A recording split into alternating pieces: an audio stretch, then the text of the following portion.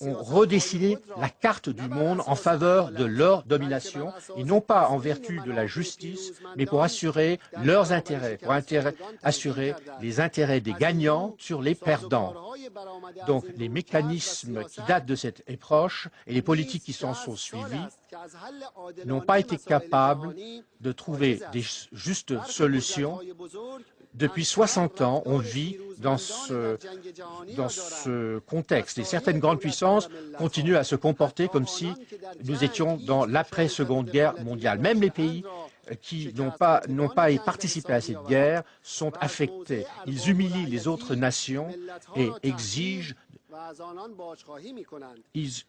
ils utilisent une position, ils veulent avoir une relation maître et esclave comme au Moyen-Âge entre les nations. Ils croient qu'ils peuvent avoir plus de droits que les autres et qu'ils ne doivent pas répondre de leurs actes devant un organisme international. Monsieur le Président, malheureusement, même le Conseil de sécurité des Nations unies est réduit à l'impuissance. Les circonstances ont été créées par les grandes puissances. Certaines grandes puissances ont un droit de veto au sein du Conseil de sécurité, ce qui leur permet d'être des procureurs, les juges et les bourreaux.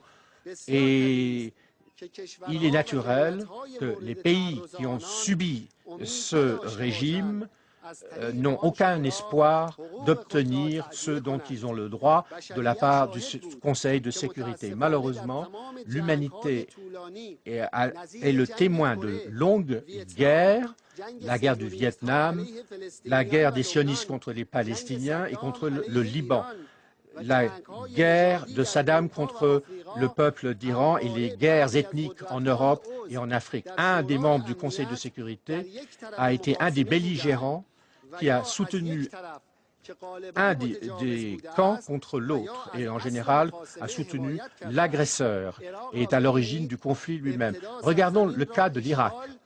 Ils ont d'abord occupé le pays et ensuite ils ont reçu l'autorisation du Conseil de sécurité, les mêmes qui ont le droit de veto au sein du Conseil de sécurité. Et de qui le peuple irakien doit-il se plaindre? À qui le peuple irakien devant qui le peuple irakien peut-il obtenir réparation? Au Liban, certaines puissances, pendant 33 jours, ont empêché le Conseil de sécurité de prendre des mesures contre le régime sioniste pour atteindre la victoire. Mais quand ils ont été déçus de voir que leurs espérances n'allaient pas être réalisées, ils ont enfin adopté une résolution. Mais le devoir du Conseil de sécurité est d'empêcher l'expansion des conflits. Vers quelle organisation le peuple libanais peut-il se tourner? Mesdames et messieurs, la présence de certaines puissances monopolistiques a empêché le Conseil de sécurité de remplir son principal devoir, le maintien de la paix et de la sécurité internationale fondée sur la justice. La crédibilité du Conseil de sécurité a été réduite et ses efforts de défendre les droits des États membres de l'ONU a été réduit. Beaucoup de nations ont perdu confiance dans le Conseil de sécurité. Les mécanismes bancaires et monétaires sont dans un état lamentable et ont été transformés en instruments, en outils à la disposition de certaines puissances contre d'autres puissances. Ces mécanismes sont incapables de répondre aux besoins actuels et de résoudre les défis et de créer des relations durables et justes entre les nations.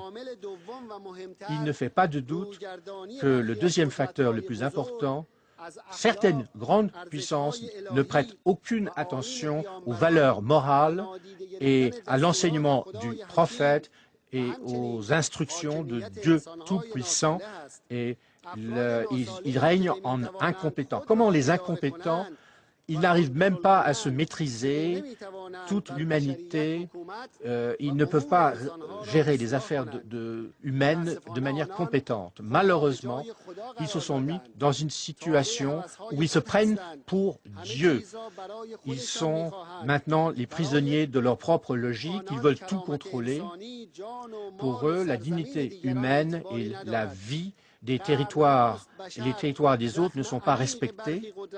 L'humanité est blessée Et cette blessure est due au pouvoir impérialiste depuis des siècles. Aujourd'hui, les problèmes auxquels les gens sont confrontés, c'est un manque de respect de l'éthique et des valeurs humaines. Mesdames et messieurs, la seule solution pour sauver l'humanité est le retour aux enseignements des prophètes, du monothéisme, le respect de la dignité de l'homme et l'amour et l'affection dans toutes les relations, dans tous les liens. Et pour réformer la structure du monde actuel, j'invite tout le monde, j'invite tous à constituer un front de la fraternité, de l'amitié et de la paix durable fondé sur le monothéisme, la justice, au nom de coalition pour la paix, pour empêcher les incursions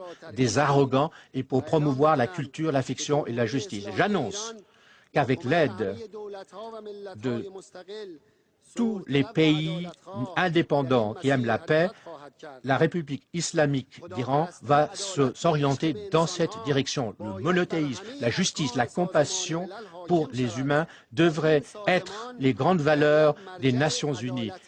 Les Nations Unies devraient être un forum pour la justice. Chaque membre doit avoir le même soutien juridique et moral. L'Assemblée générale, en tant que représentant de la communauté internationale, doit être considérée comme le plus important pilier des Nations unies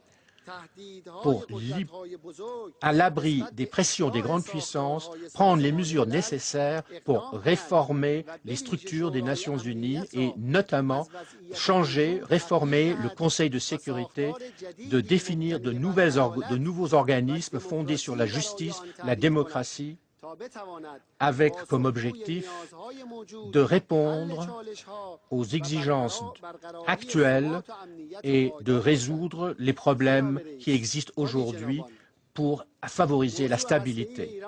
Monsieur le Président, Mes Excellences, la question du nucléaire iranien est un exemple des mécanismes qui ont lieu actuellement et de la pensée, la logique qui est derrière cette approche. Nous faisons partie de l'Agence pour l'énergie atomique et nous avons toujours respecté les réglementations de cet organisme et nous avons toujours collaboré avec l'Agence. Toutes nos activités nucléaires ont été paisibles, ont été pacifiques et transparentes. D'après les statuts de l'AIEA, tout membre a des droits et des obligations. Et en fait, tous les membres doivent respecter un objectif pacifiste et nous avons le droit d'être soutenus par l'Agence et avoir accès au cycle du combustible avec l'aide de l'Agence atomique pour l'énergie nucléaire.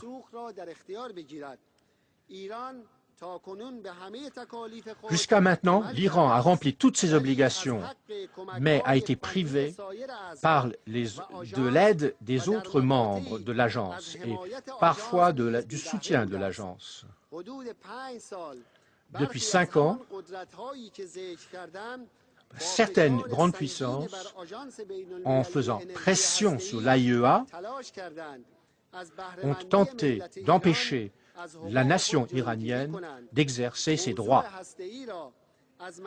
Ils ont déraillé en quelque sorte la question nucléaire de son contexte juridique et légal et ont essayé de profiter, ont essayé d'empêcher l'Iran de profiter de ses potentialités. Nous avons fait tout ce qu'on a pu pour créer la confiance et pourtant les grandes puissances veulent que nous arrêtions toutes nos activités nucléaires, même celles qui concernent la recherche et la recherche universitaire. La seule chose qu'ils visent, c'est de priver le peuple iranien de son droit inaliénable, même les instances, même les usines qui ne font pas partie du cycle du combustible sont concernées. Après des années, 3 années de négociations, nous avons compris que l'objectif de ces grandes puissances va beaucoup plus loin. Il est d'empêcher le progrès scientifique sous prétexte de maîtriser l'Iran.